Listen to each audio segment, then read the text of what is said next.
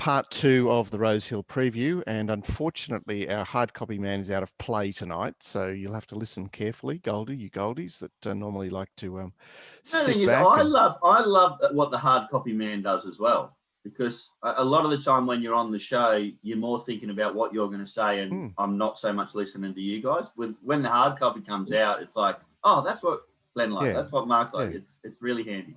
It is very handy. He does a great job. Even I look at it. It's the only part of the show I look at. Hard copy. Yeah, so that's for Goldies only, but as I say, unfortunately, he's out of play tonight. Of course, if you want to slip in there and put together a little montage, I'll even send you the bit I'm cutting out, so that provided you tread warily. And yes. You're going to cut that bit out, are you? Yeah, we got to. I just don't want to get. Can't. You're sick of getting in trouble. Anyway, I think it's a good idea. So, if you're interested, put your hand up and I'll send you the blooper. Anyway, Jeff's pedigree. The bloopers are available for $59 a week. Could you imagine if we put a montage of all the bits we've cut out over the years? God, it'd be good. Yeah, I don't have them actually. The 2-year-old pedigrees that Jeff very kindly does for Goldies, they've gone out. That is for tonight. There's a 2-year-old race, and of course the Silver Slipper tomorrow. So Goldies, you should already have that. And tomorrow morning you get a set from me, a top-up show at recording at 9:30, so probably out to you at 10:30, and proceeding to Rosie Hill, where Glenn will be doing his best from the yard, muscling. Yeah, hopefully doing a better job than friggin' Wednesday. Yeah. Well, that was the track you carded it on 2 weeks ago, so. Yeah, but you never have it works, doesn't it? Wednesday was a funny day, wasn't it? I think all winners were eminently findable. But that track's now become like if you're a swooper, you can't get a run down the outside fence. Yeah, it was pretty crazy, wasn't it? There was traffic jams on the outside. How embarrassing is that track now to watch? But that's Keys Kembler exactly like that. When they decide to get wide, you don't want to be on the outside fence. You want to be on the hill, just inside the, and the inside horses actually get out there. The weird thing is, Mike, I think I'm going to have a look at it, but it might be advantageous to be a go forward horse. Yeah. So normally when I'm looking for those down the outside fence ones, you're looking for wide barriers, go back. But they get out there that quick. That's not the play anymore. I know. Yeah. Yeah, so the interesting, the trading on Holy Rain, for example, which he wrote it perfectly to do what he did, like tagged at the back, clear and left blinker, and you watch the in-play betting and you go, well, when he finds that spot, they go, but then you realise that it's not the right spot. But strange one. All right, so what are we up to? Race 6, 1,900 metres, Parramatta Cup, another of these barrier trials tomorrow. It's a barrier trial for the 3,200 metre horses, and then there's the other horses that are either up and running or somehow fancied. Sacramento, $2.30. Collide, $4.60. Dedue's Dart, $9.50. The Lord Mayor, $11. Speed is average, maybe slightly above average, depending on what Mr. Marathon Man, if he can put any pressure to Sacramento, who is fresh but back slightly in distance. Sacramento, the leader. Sikandrabad, who put the pressure on Absolute Legend the other day, not Absolute Legend, whatever the Legend horse is called, all-time Legend. He box seats tomorrow because there's no need to get pushed forward because it's not drawn wide. Dedue's Dart shouldn't be far away on the 7-day backup, and this mystery horse Collide apparently settles midfield for gun, one off. So, Gord. 33. Do you know anything about this mystery horse in this 4,000 metre horse, Australian bloodstock horse, I presume? The other two didn't trial. I speak of Mustard Year and Raheen House, but this one did trial at Wyong. Yeah, off the trial, gun to my head, I wouldn't take $10, let alone $5.50. Yeah, so who knows what? Does anyone know anything about this horse, Glenn? Do you know anything about Collide? Nope, nothing more than what I've seen in the trial, and I know what I think of the race. I think the 11's going to go straight to the front, and Sam Clipton's been gifted a city win. Yeah. I'll just go back to Collide. Of course, it and the Waller horse, Celino, they both ran around in the 28.46 race at Ascot. So that would be just a 14 furlong race at Ascot. Celino ran second of 16 at $9, and Collide ran 7th of 16 at $7. Seems pretty dour. Just obviously there's a spruik on this horse from somewhere. Okay, so I think they're making shit up, to be honest, because it's just one of those weird races where the obvious one is $2.30. Where are you going to go elsewhere? But not obvious enough to back it, Gord. That's too short for me in a staying race. Okay, Glenn, you're just you're Marcinade up after Wednesday, so I think $2.30 is a really fair price. All right, so this, especially with the 4 weeks off, yum. Back 100 meters. What about Bowman rode that Collide in the trial? And he's riding. Yeah, but he wouldn't be able to ride Collide. I imagine it hasn't. Oh, I said sorry, I didn't look. 54.5. Oh yeah, no. The only other horse I want to mention is Dadu's Dart, which has just got a real little stink about it. 2 runs back in Melbourne, 7-day backup. If you remember last preparation, it came out of the very hot 1200 meter race, which obviously it couldn't do anything. And then it zoomed to the line in the Probabile race, the Bill Ritchie. And then it went 1400 up to 2000 in a weight for age race. It was a bit bodgy of a weight for age race, but this time. Not that bodgy. Colding won, beat Avilius and Fierce Impact. They're weight for age horses. Yeah. That's not that bodgy. Yeah, I suppose that's A grade, Mark. Yeah. So at this time, it has a 1400 at Caulfield, pokes along. It draws gate 1 at Flemington last week. Drawing gate 1 at Flemington, any time is. The only problem is it's got Jay Ford here. What about its stuff in the wet compared to the good? Like if we get a wet truck, it definitely comes into contention. What price is it, Mark? I'm loving this, Mark. Yeah, it's over 10 to 1. No, it's $9.50. Okay. Yeah, the problem is Jay Ford, but anyway, you can't have it all your own way, can you? I don't think it's a clock without a battery tells the time right twice a day. Here we go, this freaking battery clock. The broken clock tells the time. You've got some sayings. We got some sayings in between the break, but we can't record those. All right. Anything else? I think that's probably enough said about this race. I'm really happy to put 2 numbers in the quaddy there. You're picking the favourite, mate. Okay, so that's 9 and 11. Really hard to put in the LC, and the only other horse I consider is maybe number 1, but no trial. It went so badly last preparation, didn't it? Just didn't muster. Two runners in the quaddy, guys. It won this race last year, but it came off a Caulfield Cup run that was juicy. Remember, Gord, this wasn't a $33 race for you last year because you just went, I'm back at number 1. And there it was. At what price, Mark? Can you help me out here with this Sacramento? Where have you gone? I've gone $2.30. 5 to 4. You have? Okay. Mark's always 5 to 4. Yeah. For sake of just giving it all away, I've gone 5 to 4 Sacramento, 7 to 2 Dadu's Dart. The Hobartville, which is another very interesting race. Very interesting. We've got this Peltzer form here. Egon from New Zealand, unbeaten.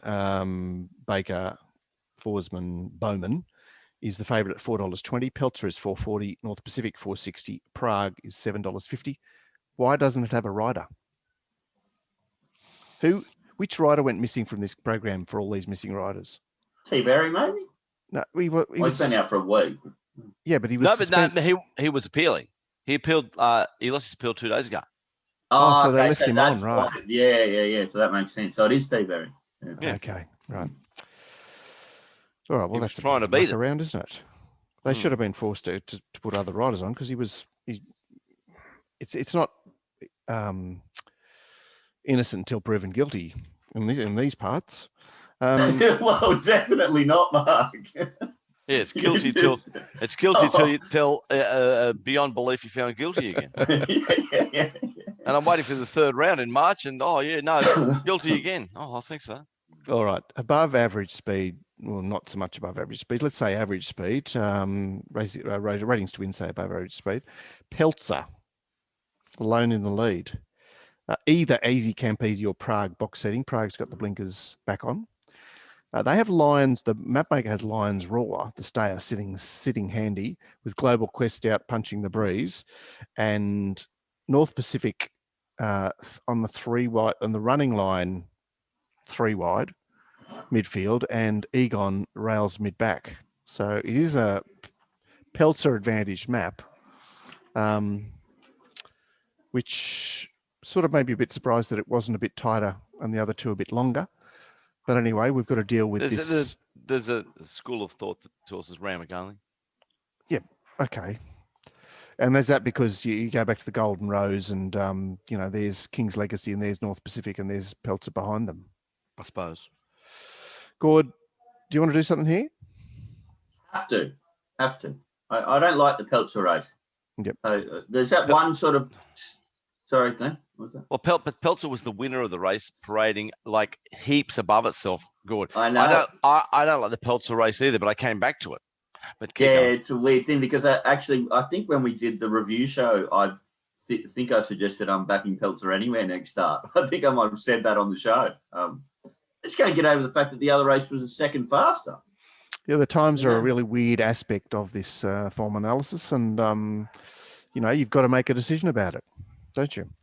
So what I've gone for, because of those question marks, is good old Nord on the roulette table. Kiwis, the Kiwis.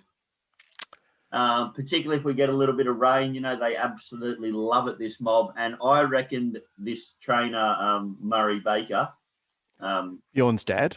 Bjorn's dad. I think he's fibbing in some interviews about its chances. All right.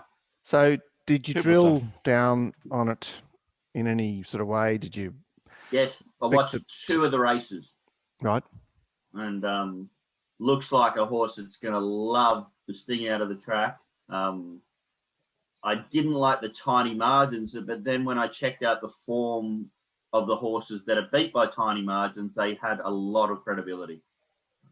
They were good winners next start or running really good races. So I think this is one of the Kiwi horses that's a goodie. And I said I've got that question mark about the Peltzer time and style. Oh, and North Pacific is holding Peltzer back, and you can't really back North Pacific because it did bugger all. Yeah. GP. At this stage, again, I don't want to sound like a broken record. I can't wait to watch number 1 in the parade ring to get a good feel for it. At this stage, I'm 4 on top from potentially a top horse, number 10 Wheelhouse, who I think is a bomb. He's exciting. Yeah, I think he's a real bomb. I really like this horse. But he could easily go around in the last because he's already got a run in the last if he wants. Okay, and that's a problem for me because I knew he was in the last, but I just assumed being the bottom one, he'd get scratched. But you're right, those other scratchings coming through. That's annoying. And the only other horse of interest to me is also outside the market. It's called number 8, the Eleanor. I can't wait to look at it parade. I'm 4-10-8 at this stage. I got a bit of a feel for this 7 Lions Raw as being another sort of like... The trials are good, aren't they good? Yeah, real good. That last trial, really good. Because it contested a brutal 2,000-metre Montefilia race there at the Spring Champion Stakes. And that is a very nice sort of springboard into freshened for this sort of race. That race.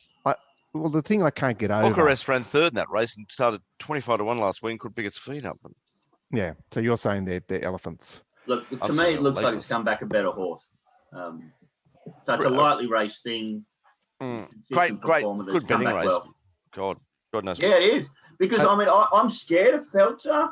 I'm actually giving this prime thing a chance as well. What is I wanted to ask you about that, Gord, because obviously, if you're very worried about the times that Peltzer ran, then you must give consideration to the other race, the Rocketing By race, and you take Prime Star out of it, and you take $15 instead of $4. These aren't kind of races where I want to get heavily involved, Mark. You know what I mean? When there's this many different angles and you don't know how to line up and which one has the most value, I bet down in them anyway. But I can't wait to watch the race. Yeah, the other sort of interesting, lightly raced, not sure, how much it's got, is the bottom one, which just had the 3 starts in its first preparation, resumes here, and well, obviously contested the with the Eleanor in that spring stakes. All right, what are we doing quaddy wise there? Just like good luck. Fucking good luck. Okay, we're definitely putting one in. Yep. Are we leaving North Pacific out? I would. I don't like it, but it can win. I suppose any horse can win, but you know what I mean. Are we okay? I'm happy to leave it out. Are we putting Peltzer in? I think so. Yeah. We got 1 4. Let's just 1 go 4. out of that Peltzer race. 5. Peltzer's the only one. Okay. 1 4 1 5 4 5 7. No, 7. You can veto 7 if you want, Glenn. I want 7 in, but I think the race is up for grabs. I'm happy to put it in. 7. What are we doing with 8? Am I the only one that likes it? no, I put it in too. Yeah, 8. 8's in. And 10. And 10. Wow. And hold your breath. Hold your breath. All right, the 1100, another strange little race where the favourite is, well, equal favourites, which is a bit surprising. Space Boy $4.80, Emanate $4.80, Munitions is $6.50. All Cylinders off the spell is $7.50. Black Magnum $11. Speed is fast. We've got either. I thought All Cylinders might hold the lead here, but Mapmaker says that Tavasan's going to cross the lead. All Cylinders is going to end up behind it. Cradle Mountain on the rails, and Space Boy outside the lead, presuming he jumps.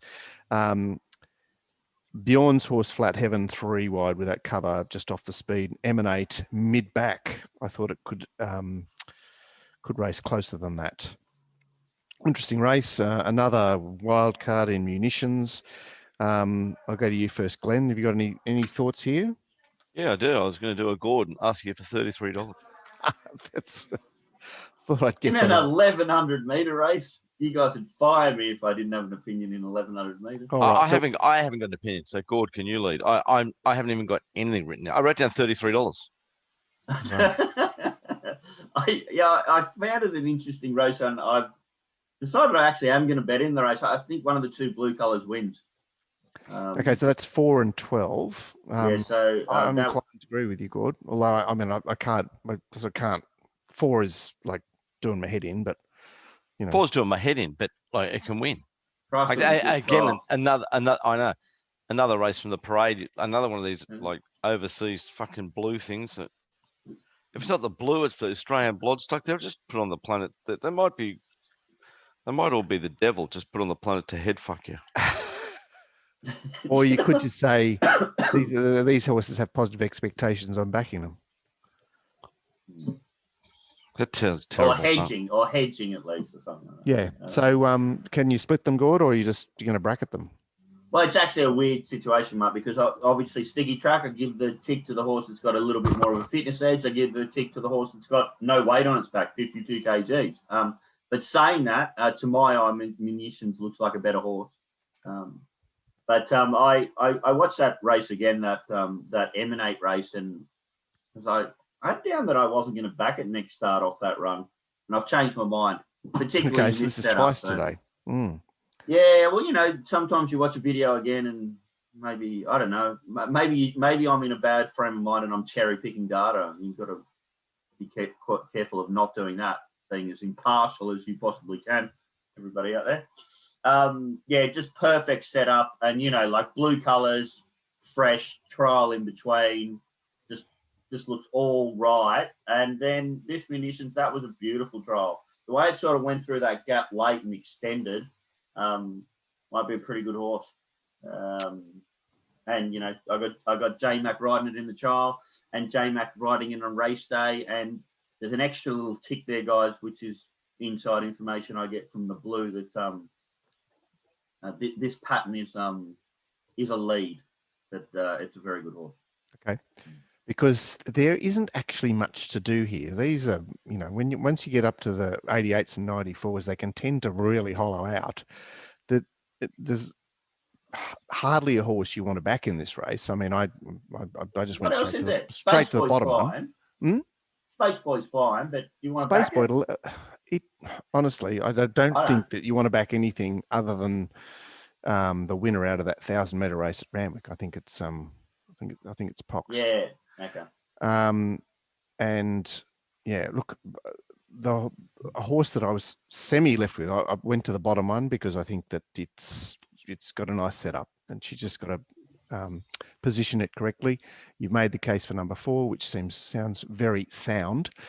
The only other horse I want to mention is number 1, which was stupidly prepared for the Kosciuszko last preparation, and so I don't think was properly handled first up. Whereas here, I think with the coming off that fairly brutal Goulburn Cup, I think it can do something here. But the badge just got it out the back. Griffiths, yeah, Saturday Metropolitan. It's not nice. Yeah, but it's just a scuzzy race. Black Magnum is sort of in the market, and it has proven itself not to be a Saturday horse. So, by the way, mate, all that you're saying is this is just a 2-horse race. Maybe it is. Maybe it is. So all 2 numbers for the quaddie. You're happy with that? Good. 4 and 12.